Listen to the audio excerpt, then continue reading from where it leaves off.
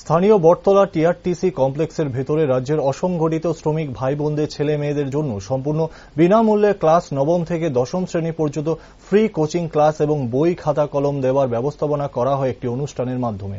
উক্ত অনুষ্ঠানে উপস্থিত ছিলেন আগরতলা পৌর নিগমের ডেপুটি মেয়র মনিকা দাস দত্ত সহ অন্যান্যরা। অনুষ্ঠানে বক্তব্য রাখতে গিয়ে ডেপুটি মেয়র বলেন, 25শে বৈশাখ অর্থাৎ রবীন্দ্রনাথ ঠাকুরের জন্মদিন।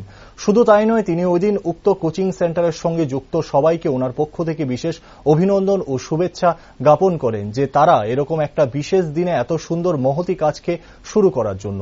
তার পাশাপাশি বর্তমান সরকারের বিভিন্ন উন্নয়নমূলক কর্মকাণ্ডের সাথে সমাজের সেবামূলক কাজেরও মানসিকতা বৃদ্ধি পাচ্ছে ধীরে ধীরে, সেটা হোক কোনো সামাজিক সংস্থা বা কোনো এনজিও। 25শে বৈশাখ, বৈশাখ মানে রবি ঠাকুর, আমরা সকলেই জানি।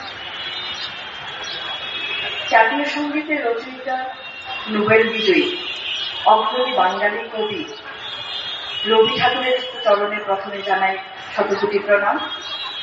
তারপর আপনারা আজকে যে মুহূর্তে কার্যক্রমের আয়োজন করা হয়েছে আজকের এই বিশেষ দিনে, স্বপ্নপথ সামাজিক সংস্থা, ফ্রি কোচিং সেন্টার, অসংগঠিত শ্রমিক ভাই বন্ধুদের ছেলে মেয়েদের ভবিষ্যতের কথা চিন্তা করে আজকে যে মহতি এক কার্যক্রমের উদ্যোগ নেওয়া হয়েছে, আজকে থেকে যার শুরু হচ্ছে, যারা এই কার্যক্রমের জন্য প্রস্তুতি নিয়েছেন, একে সাফল্যমণ্ডিত করার মানসিকতা নিয়ে এগিয়েছেন, ওনাদেরকে আমি জানাই এই মঞ্চ থেকে অনেক অনেক শুভেচ্ছা অভিনন্দন।